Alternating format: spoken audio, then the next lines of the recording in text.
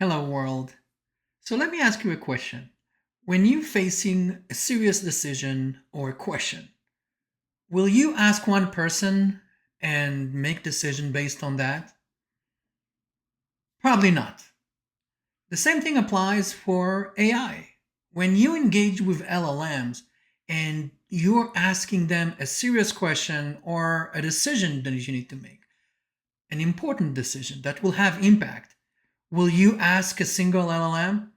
I want you to stop if you're doing that. LLMs are biased, they tend to agree, and they usually don't push back. And not to mention, they hallucinate a lot. So if you base your decision on a single AI, you're putting yourself in a lot of risk. So I want to introduce you to AI Counsel.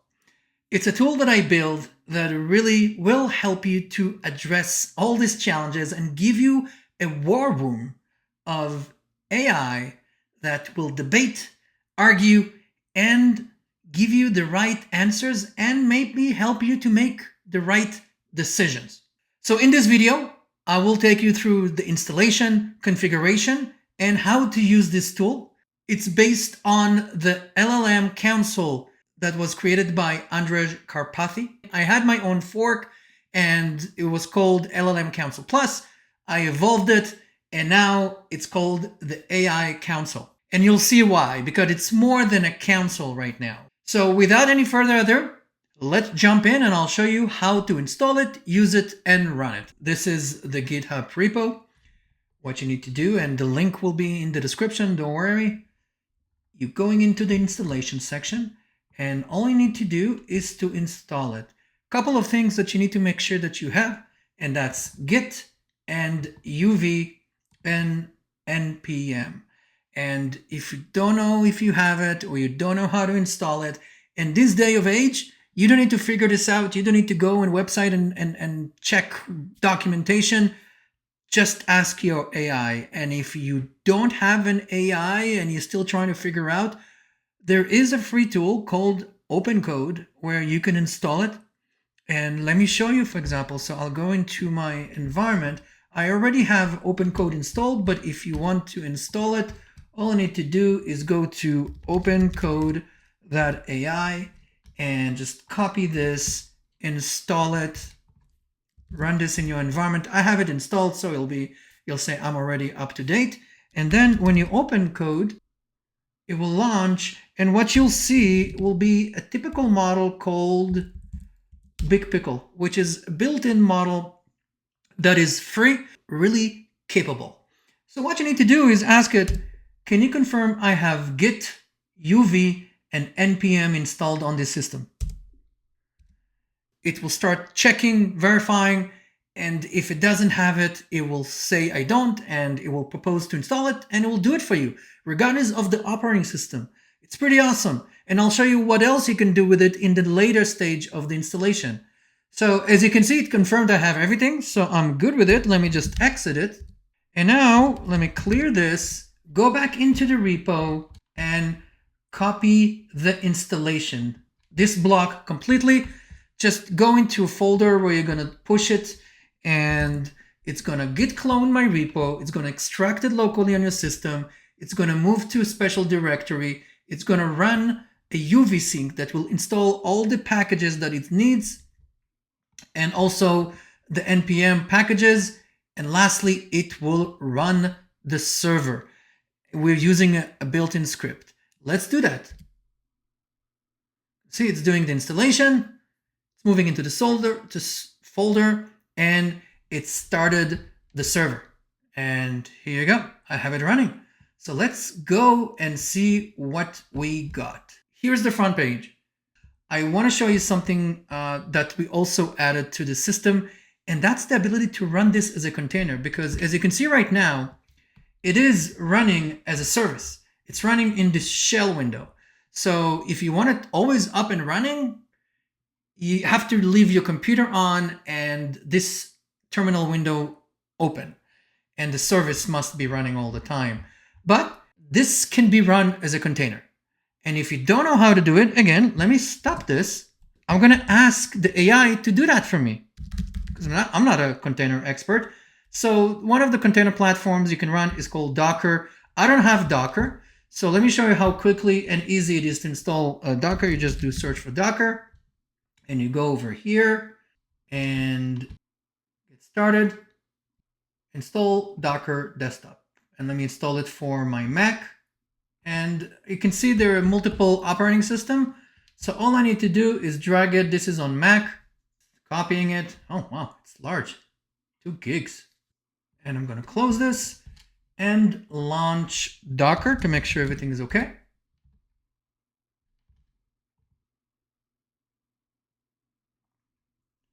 I'm going to say allow.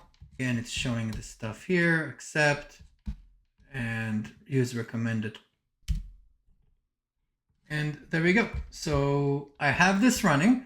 Now let's see what happens when I click Docker again in the command line. So now I have Docker.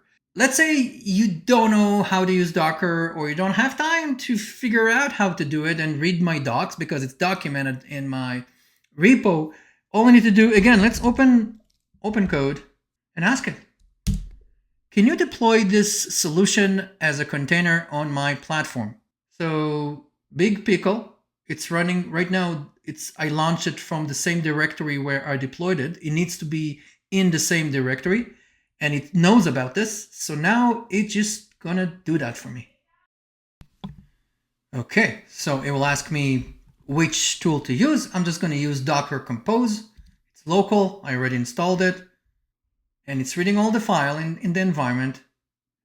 And this is the command you need to run technically. Docker compose up -d build.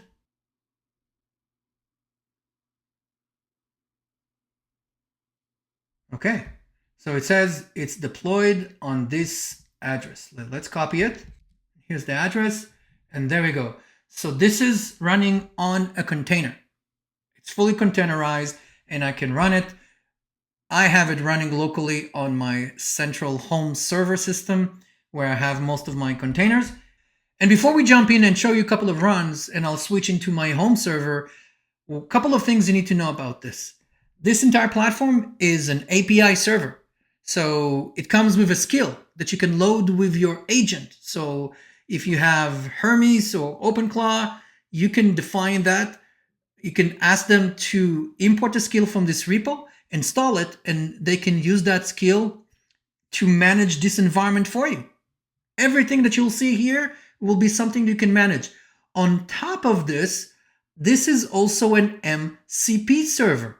So let me show you how to do that. And I will actually ask my big pickle friend here to do that for me. Can you configure this container as an MCP server for you? So it will ask to do that.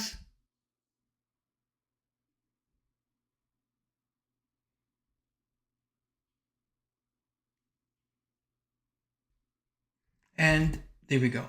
So now this AI could technically continuously engage with that server as an MCP and use the tool to manipulate and do what you're going to ask it to run a config or create a config or change settings. Everything can be done. So that was installation. We all said almost we need to add models, right? Because if I'll go into the setting page, and this is where you configure everything, you'll see there are several sections. I'll go really quickly through them so you'll know what to expect. The first one is the general, where you define the date format that's displayed in the conversation. You can select based on your system, or you can change it. There are a few formats, and the language, how it will respond. And I'll show you, obviously, it can do English, but you can select different language. I put some basic languages here so you can select the one that you want the models to respond when you ask them questions. Next is the models. This is where you define the models. So you can see I have support for OpenRouter API key. You can use Grok Q, not the XAI. You can use Ollama, and it's already detected Ollama, and it shows I have 10 models, which is awesome. So if you have Ollama local or remote, you can do that. It has also a section called LLM, direct LLM connections. And here we have support for OpenAI keys, Anthropic keys, Google Gemini keys, Mistral API keys, DeepSeek API if you use it, and also NVIDIA build. If you're familiar, I showed a video how you can add free models for any tool, and you can also import models from NVIDIA here. However, I don't know if you try this, it is hit and miss. Some models are responsive, some time out. A lot of people are using it, so it can tend to be slow, and of course they have limits. And lastly is the OpenCode Zen. So if you're not familiar, OpenCode has both paid models, pay as you go, called Zen, and it includes usually about 3, 4, depends on the day, free models. They recently had Minimax M3 available for free. That was a promotional offering. It ended yesterday, I think. Yeah, yesterday. So, but you still have other good models, and I'll show you what's available. And you can also add anything else. And this is where you can define any OpenAI compatible endpoint. And that usually covers a lot of providers like Together AI and LM Studio. A lot of people asking LM Studio or VLLM or Llama CCP.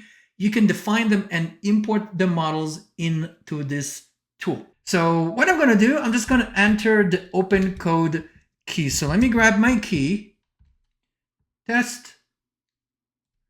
I'm all good. It detected I have both Go and Zen. It imported 46 models.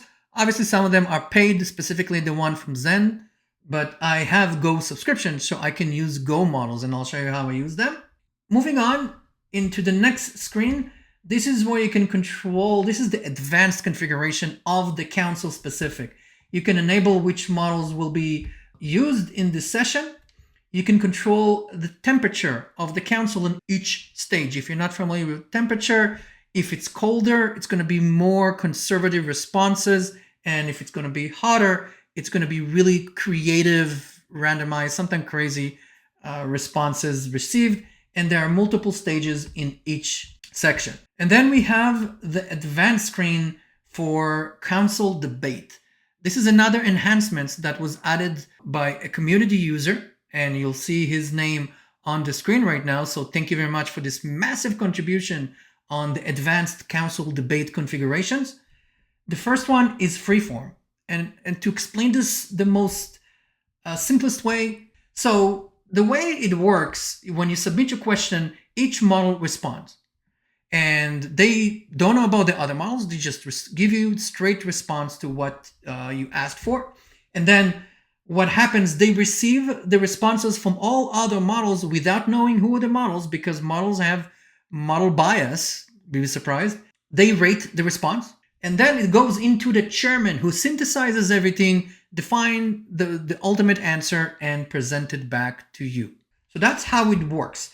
But in this debate model, we added advanced settings where you have 3 options. You can do freeform, which they just look at the entire response of each other and respond to it. And it gives full feedback if it's good, if it's stupid, or if not.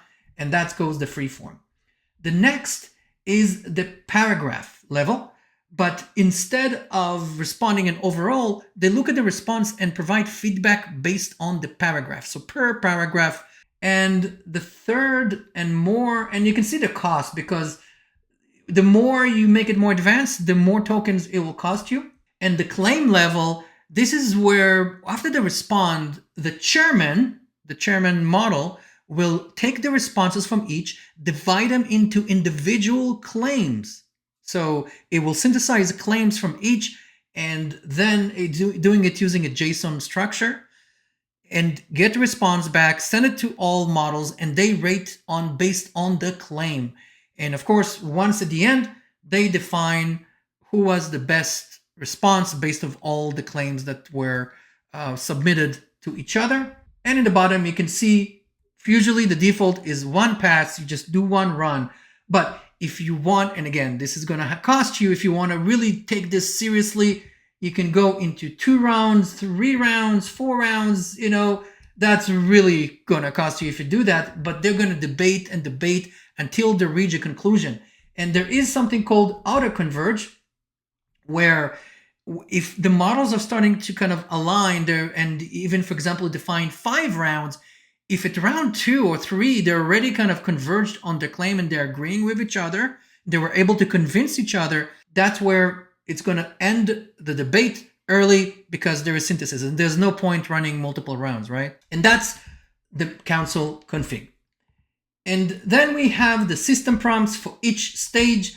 You can modify it. You have 2, 3, 4, how to define the title for the name and also for the query. I'll explain this. This is where you send a search term. You have the option using AI to take your question and rephrase it for the search service. And also we have the advisory, not just the counsel, which I'll show you.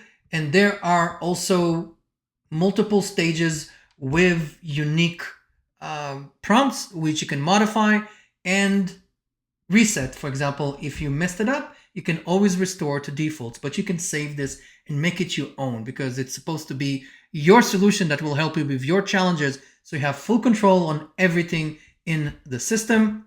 Another important element, that was one of the first features I added when I forked off the Karpathy solution, and that was the search providers, because models have limited knowledge based on whatever the knowledge cut off when they trained. Usually it was mid 2024, 2025, depends on the training and the model. But you want, when you ask them questions, specifically current questions, you want them to be able to get relevant, grounded data from the internet. So you have the ability to use search providers, and built in we have DuckDuckGo, which is free. You can add a Serper, but you need to get APIs. You have Tavili, which also has some limited APIs. We have Brave Search, which you can also obtain API keys from them. And they also have 2,000 free queries, so you can use that as well. And there is something that's quite new, Tinyfish, which is a company that also offer search and able to retrieve and fetch articles, which is pretty useful. So you can use them as well. And we also use a service called Gina AI that retrieves the articles and submit them to the AI. And lastly, in this area, you can see that we have the query processing, which means how your search will be sent to the search engine. So the default is direct, whatever you type being sent raw. There is the YAKE, which is a framework that we extract keywords and submit it. Or you can use the LLM reformation, where you send it, the chairman model will take this question, reformat it for a search, and send that to the engine. And that's the last one, where you can export and import configurations and reset your entire system to default if you messed it up. Before I'm going to show you a run, and I'm going to show you a full setup where I have everything already configured, let's give you just a little bit a high-level overview of what each one does and when to use each, because they were designed to address different use cases. So the LLM Council, this is where you're going to have access to raw LLM. You're just going to send a query. They're going to get some information. If you select the search, they're going to have grounded information to use and provide the response, rate each other, and get the synthesis from the chairman in the basic format. But this is best if you want to get facts, summaries, or generate creative prompts. For example, you can ask the AI to 3 different AIs to give you prompts for something you want to build, for example, for a skill. This is best when you want a strong, really firm answer. To get an answer for a question that you have and maybe debatable and you need some different views on it. The second is the advisory. This is where it's different. And you'll see that in the demo, where you're getting access to LLMs, but we apply persona on top. And there are multiple personas. Everything is fully editable. You'll see that in the demo. And this is where you need to make a decision. For example, strategy or some ethical or risk assessment. And this is really powerful. And it is advisory, right? So you have the counsel that provides you distilled truth information, grounded information and answers. And you got the advisory that provides you recommendation, advises you, as the name implies. So let's start with the counsel right now. So as you can see, the counsel, you have the ability to save or load counsel. For example, this is my power counsel. This is where I really need to make decisions with the latest models. I can do it from here, or I can just start from scratch and I can add, for example, I think Qwen released a new one. So that was Qwen 3.7, if I'm not mistaken. And you can see I have two sources available. I could use OpenRouter, or I could use from OpenCode, which is part of the Go. I have subscription, so I could use that. So let's select the plus. And you can also add a chairman if you wish. You can have one model and a chairman, and it's not very effective, honestly. You need at least two. And you can select, for example, if you only have one model, you can have a chat. So you can say, hey, and you'll see that once the model responds, I can ask it a question. And this is just a chat only. And models tend to think, so the response sometimes will take time. But you can see here we have the clock showing you how much time is passing. I'm pretty sure this is a thinking model. So yeah, it's probably thinking a lot before it answers. And I can just ask it question. And you can see, I see the prices. This is estimate because technically I'm Go, so I'm not paying, but Go does measure the cost of how you use it because it's related to the usage. And by the way, this is where you manage the conversation. And let me show you the conversation information. You can delete them, and let's delete that as well, the previous test. And you can see each session will show you how many rounds was it, what was the format, and if search was used. And you can see I was doing a couple of testing throughout. So this is one of the tests I've done. And you can see I used my power counsel. So this round was 60 cents. And it makes sense because I used Opus and DeepSeek and GPT-5.4. And if you want to see the cost breakdown, this is, for example, how much it cost. GPT was the most expensive of them all because it's usually the most expensive. I think it's $30 for 1 million output tokens. You can see the entire thread of the answer where each one provides its own answer. And I'll show you a live run. And you can see GPT was really verbose, investing really in that answer. And that question was, we are choosing between consumption-based pricing model, and it's really, complex question. And it provides really detailed response. And by the way, if you like a response, you can copy it using this button and it's in your clipboard. Next stage is where they each gonna, that was a long answer, dear Lord. Yeah, it was. You can see GPT really took that seriously. And let's see if it got the vote of the crowd. And by the way, when they rate each other, they don't know about the model name. As I mentioned, it's all anonymized, so there's no model bias here. And each model provides its own ranking and says if it was a good response, bad response, who was the best, what's the strength, and this is freeform ranking. And you can see below it, here is the ranking. And obviously, GPT took the extra effort. It really went all in, and everybody probably were impressed by its response. And you can see it was rendered. It was rated number 1. And here is the metrics of showing who rated how and how much if you're really into that rating metrics. And lastly, this is the final response by the chairman, which was based on Minimax M3, and it analyzed all the responses and gave an answer. That's the counsel. And let's go into the advisory. So the advisory is a different style of engagement, as I mentioned, different use case if you need a decision. You can see below it here all the personas. So we have the skeptic. I'm not going to go read all of them, but I'm just going to slowly scroll so you'll see which are there. And there are 12 of them available. I even add for fun a comedian if you want someone who kind of to respond in a silly manner. You can edit it. You can change the emoji. You can change the name. So these are just built-in personas, but you can build your own persona for whatever situation that you need. You can have a medical doctor, for example, persona, if that's what you want. And you can have the system prompt available here. And you can update it to yours and just change it to whatever you want. And there are multiple personas available that you can select and include in that debate round. And I'll show you that as well. So let's start a very quick run of the council. And by the way, you can see on the bottom, I have 3 modes. You can do chat only with 1 or more models. You can do chat plus ranking. And again, these 2, the chairman will not be involved. And then you have the full deliberation where it's involved the chairman, and they're going to do the full cycle, and depends on the debate config, it can go multiple rounds. But the default is 1 round. They all rate each other as free form. So let me kind of just do a quick one, and I'll show you how to create one. So I have, let's use Flash. Let's try to use DeepSeek Flash. So I have either direct from, let's use the direct APIs, and I'll choose a chairman. Let's say I'll take Haiku.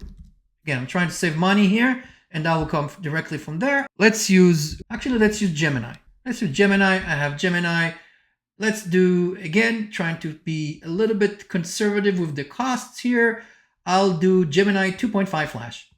So that's a very straightforward council. I'll select to enable search. I'll use the Tinyfish, and I will post a question. And the question that we're going to pose, what is the single biggest lie the AI industry is telling itself right now? Obviously, we definitely need internet for that, web search, because we want to make sure it's getting the latest information.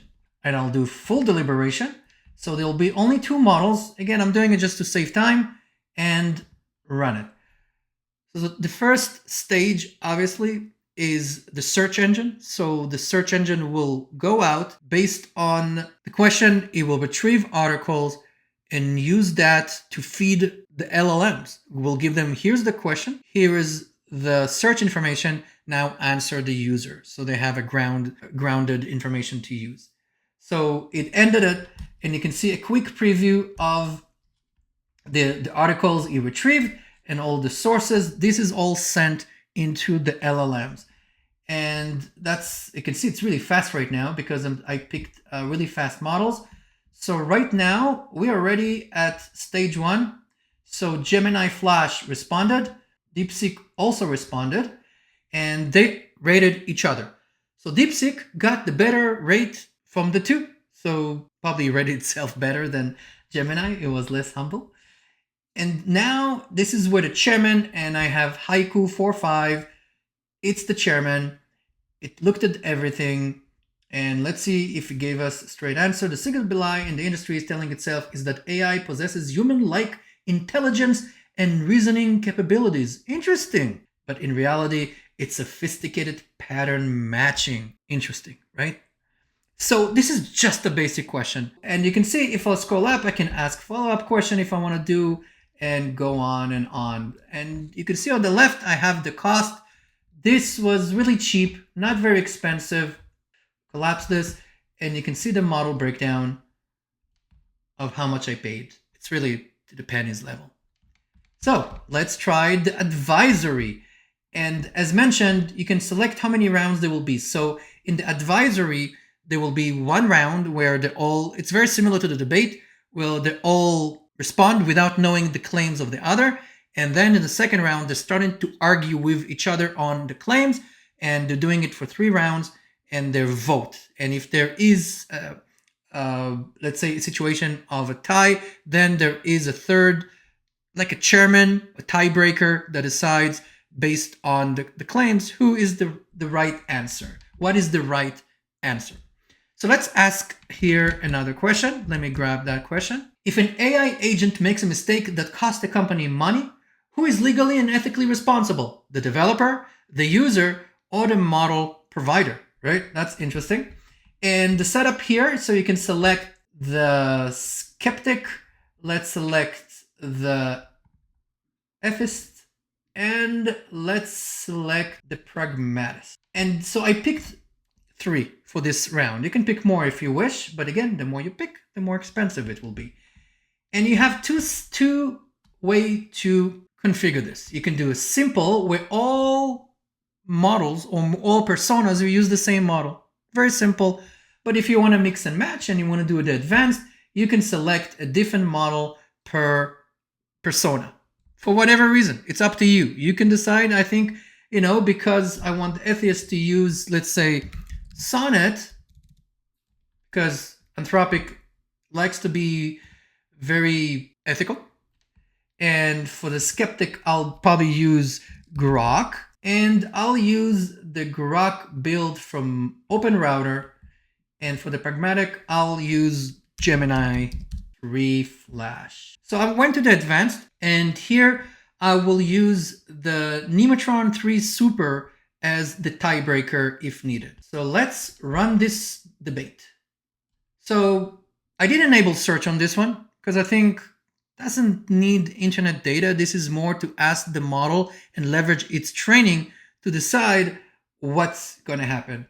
And actually, we got the first response. This is the round one. Ethicists say responsibility is distributed across all three, but not equally.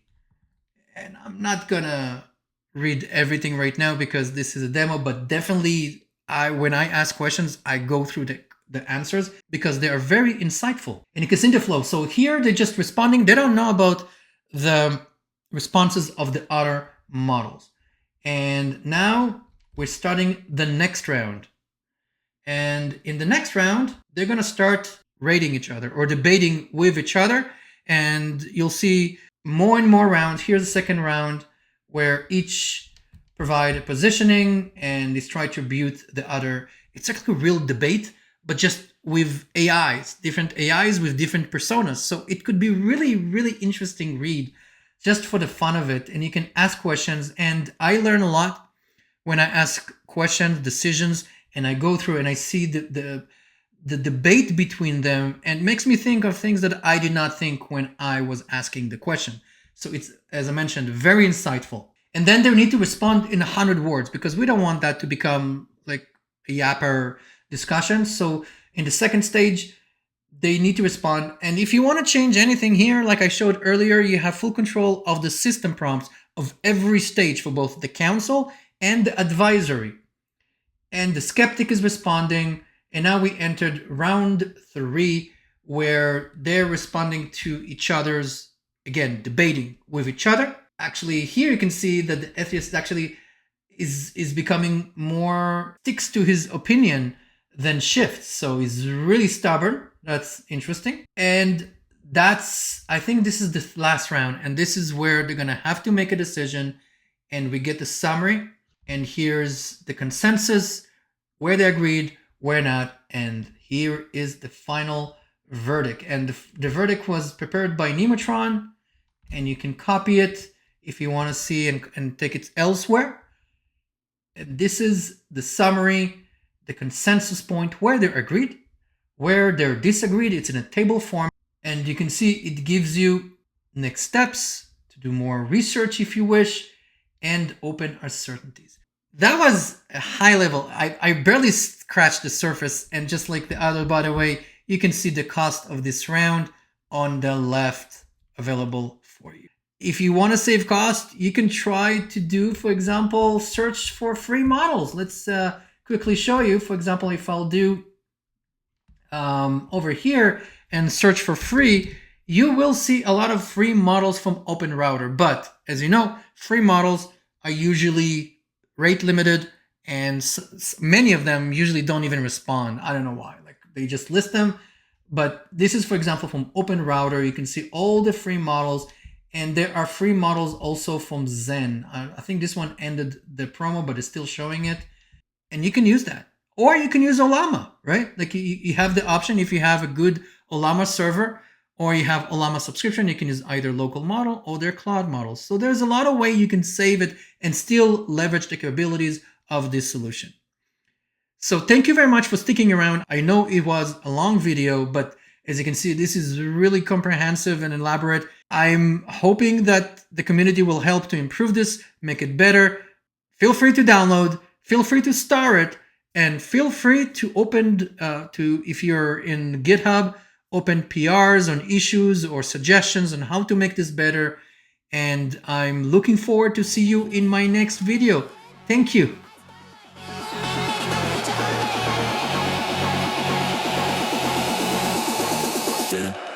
AI spotlight illuminating the future of AI.